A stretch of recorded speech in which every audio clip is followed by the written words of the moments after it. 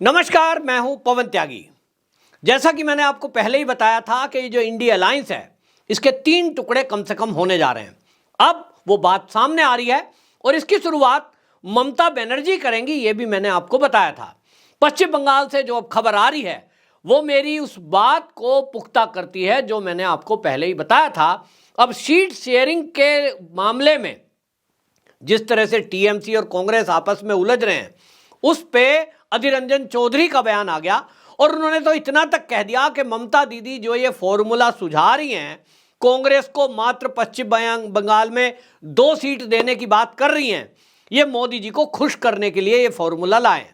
यानी अधीर रंजन चौधरी ये कहना चाहते हैं कि ममता बनर्जी भारतीय जनता पार्टी के रूप में भारतीय जनता पार्टी के कहने पर काम कर रही हैं।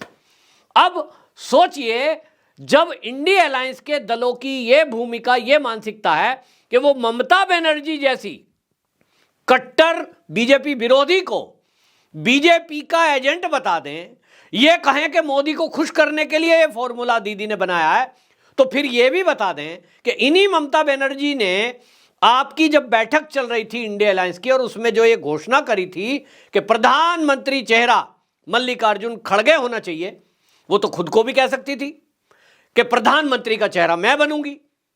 उन्होंने तो ऐसा नहीं कहा, उन्होंने कांग्रेस के ही अध्यक्ष को आगे बढ़ाने की बात की।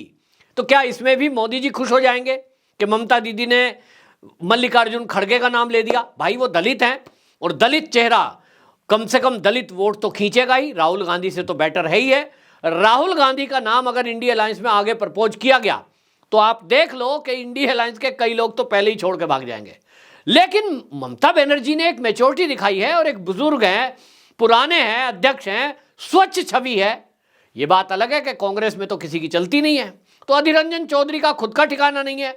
इस बार मुझे नहीं लगता कि वो जिस तरह की बयानबाजी करते रहे हैं, अब मुझे लगता है कि उनको खुद को पार्टी टिकट नहीं देगी, और टिकट देगी तो जीतेगा कौन? क्योंकि आपको बता दें, पश्चिम बंगाल में जहां तक हालत है, वाकई में कांग्रेस की तो हालत वहां कुछ है ही नहीं। एक अधीर रंजन चौधरी, इसके अलावा तो इसलिए दीदी ने कह दिया भाई एक के बजाय एक और ले लो, तुमको जीतना तो है नहीं। भारतीय जनता पार्टी से टीएमसी की सीधी टक्कर है, ये ममता बनर्जी ने अगर बोला है तो इसमें झूठ कहां है? आपको मैं बताता हूं कुछ आंकड़े। 2019 में लोकसभा के चुनाव हुए थे, तो इसमें टोटल देश में जो चुनाव का रिजल्ट है उसमें निर्दलीय 4, वाईआरएस कांग्रेस के 22, टीएमसी के 22, डीएमके के 23 और कांग्रेस के 52 सांसद चुनकर आए थे। लेकिन अगर मैं बात करूं 2019 के लोकसभा चुनाव की पश्चिम बंगाल की, तो पश्चिम बंगाल में टीएमसी के 22 सांसद जीत के आए, लेकिन वोट प्रतिशत आपको बताऊं 43.7 टीएमसी का वोट है। भारतीय जनता पार्टी दूसरे नंबर पे थी, 18 सांसद जीत के आए, वोट प्रतिशत था 40.6, टीएमसी से लगभग आप समझ लीजिए 3% कम। और कांग्रेस कहां थी? सांसद जीत के आए 2 और वोट प्रतिशत था 5.7। अब आप समझ लें, तो दीदी ने कह दिया 2 सांसद जीत के आए थे, 2 ही इस बार ले लो। तुमको अगर 5 सीटें भी दी तो 3 का नुकसान ही करोगे, जीतना तुमको है नहीं। और जैसा मैंने कहा, इस बार ये जो अधीर रंजन चौधरी हैं इनका भी चांस नहीं है, क्योंकि भारतीय जनता पार्टी इस बार अपना आधार पहले से अधिक बना चुकी है। और भारतीय जनता पार्टी का जो वोट प्रतिशत 2019 में 40.6% था, वो आप समझ लीजिए कि कम से कम बीजेपी ने 10% की बढ़ोतरी का लक्ष्य रखा है। लेकिन पश्चिम बंगाल की अगर मैं बात करूं तो 8% तो बढ़ने जा रहा है। जब ये 8% बढ़ेगा तो जो टीएमसी का वोट प्रतिशत 46 था उसमें गिरावट आनी भी तय है, वो 42 पे रहेगा। और ये जो डिफरेंस है 42 से 48, ये 7-8% का मतलब समझ रहे हैं आप? ये समझिए कि जो भारतीय जनता पार्टी को 18 मिले थे वो 18 का ऊपर पहुंचेगा, कम से कम ये आंकड़ा 30 पहुंच सकता है। भारतीय जनता पार्टी ने इसका लक्ष्य रखा है और इसीलिए ममता बनर्जी जो कह रही हैं उनके हिसाब से ठीक है। लेकिन आखिरी अल्टीमेट तो बात यह है कि ये इंडिया अलायंस में अभी आप देखिए पश्चिम बंगाल से लड़ाई शुरुआत हुई है, फिर उत्तर प्रदेश की बात करेंगे तो वहां अखिलेश यादव हैं, वो पहले ही कह चुके हैं कि भैया हमें यहाँ 4-5 सीटें देनी है, बस इसको देख लो, जहाँ से उनकी कोई चांस नहीं है वहाँ वो कांग्रेस को देंगे।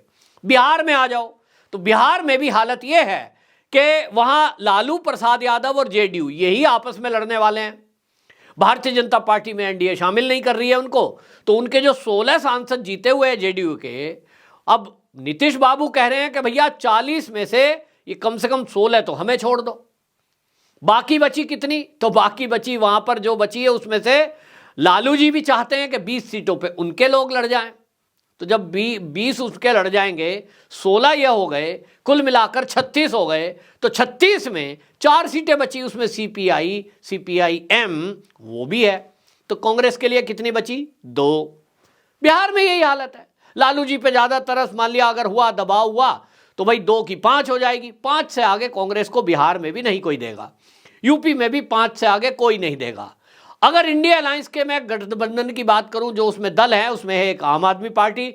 उन्होंने पंजाब की स्थिति बिल्कुल क्लियर कर दी कि यहां आपके लिए नो वैकेंसी है, 13 सीटें हैं, 13 पर आम आदमी पार्टी अपना कैंडिडेट उतारेगी। और जो चंडीगढ़ की सीट है वो भी आप पार्टी लड़ने जा रही है। ये घोषणा कई बार आपके कार्यकर्ताओं ने कर दी है। तो कांग्रेस के लिए वो हाल हो रहा है, फुटबॉल की तरह वो आगे कर देता है, वो उससे आगे कर देता है, वो उससे आगे कर देता है। कुल मिलाकर के चुनाव आते आते आप देखेंगे, अभी तो सीट शेयरिंग पर कोई बात नहीं हो रही। ये कोई बात क्यों नहीं हो रही? क्योंकि कांग्रेस को पता है कि सबसे ज्यादा फजीयत तुम्हारी होनी है। लताड़े जा रहे हैं। पश्चिम बंगाल से दीदी ने शुरुआत कर दी है। पश्चिम बंगाल से फुटबॉल आएगी तो थोड़ा सा इधर को झारखंड में आ जाएंगे। अब झारखंड में भी अब जेल जाने का मामला चल रहा है हेमंत सोरेन का, लेकिन आप समझिए अगर वो जेल नहीं गए और सीट शेयरिंग तक वो रहे जेल के बाहर, वहां भी हालत यही रहनी है। अब आ जाइए आगे थोड़ा सा चलेंगे तो बिहार जो मैंने बता ही दिया 5, यूपी में 5, दिल्ली में 0। दिल्ली में यहां भी आम आदमी पार्टी 7 सीटों पर अपना कैंडिडेट उतारेगी, कांग्रेस के लिए कोई वैकेंसी नहीं है।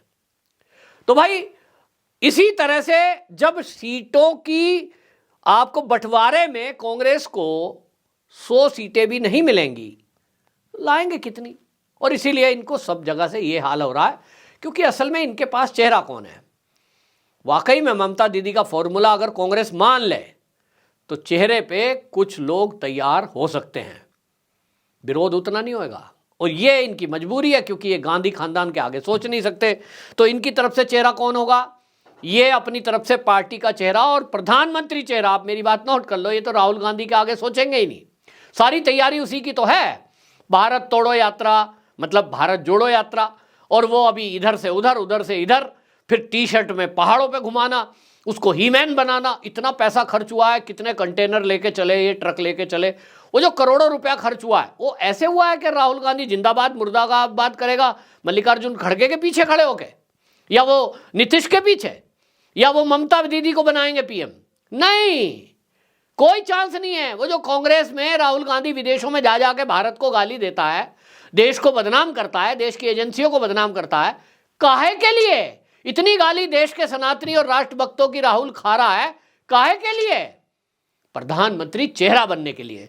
क्योंकि देश विरोधी ताकतें देश के अंदर इतनी हैं और देश के बाहर भी, कि वो ये कह रही हैं कि मोदी को जो हराने के लिए सामने खड़ा होगा उसके साथ हम खड़े हैं। तो कई उद्योगपति हैं, कई ऐसे देश विरोधी ताकतें हैं जो मोदी को हराने वाली ताकत को जिताने के लिए, उनको लगेगा कि कौन खड़ा है आगे, उसको जिताने के लिए पूरी सपोर्ट करेंगे। कुछ मीडिया वाले, कुछ अवार्ड वापसी गैंग, कुछ आंदोलन जीवी, कुछ इंडस्ट्रियलिस्ट हैं जो जिनको लग रहा है कि यार मोदी सरकार में तो कुछ भ्रष्टाचार कर ही नहीं पा रहे, जीएसटी देना पड़ रहा है, फंस गए, 1 नंबर से सब काम हो रहा है। वो लोग नहीं चाहते मोदी जी तीसरी बार पीएम बने, क्योंकि उनको लग रहा है कि अगर तीसरी बार भी बन गए भारत तरक्की करेगा, लेकिन भ्रष्टाचारियों का चौपट धंधा होने वाला है। और इसलिए वो सब जो है वोट, सपोर्ट, पैसा, सब कुछ लेने के लिए इनमें होड़ मची है। होड़ मची रहे, अभी तो कुछ होगा नहीं, और फूट फुटव्वल शुरू हो चुकी है। तो निश्चित जानिए कि एक गुट, जैसा मैंने कहा था, ममता बनर्जी बिल्कुल इस इंडिया अलायंस से अलग होकर लड़ने वाली है। दूसरा दल मैं आपको बता रहा हूं कि इस इंडिया अलायंस से अलग होकर जो लड़ेगा वो होगा जेडीयू। एनडीए में शामिल होने का अभी कुछ लग नहीं रहा है मुझे, और प्लानिंग इसी तरह की है। भारतीय जनता पार्टी की अंदरूनी प्लानिंग बनी है कि जेडीयू भाई नीतीश बाबू का मामला खुद का है, क्या करें? तो भाई नीतीश बाबू को जिता दिया जाएगा, वो नहीं भी जीतेंगे तो राज्यसभा से ले जाएंगे उनको अंदर। लेकिन भाई उनको ये सिद्ध करना पड़ेगा कि बीजेपी जो चाह रही है वो हो। तो कुल मिलाकर अंदर अंदर कुछ चीज़ें चल रही हैं। वो हर उस सीट पर अपना तगड़ा कैंडिडेट उतारने वाले हैं जहां लालू जी खड़े होंगे, वहां भी गड़बड़ होगी, बिहार में भी।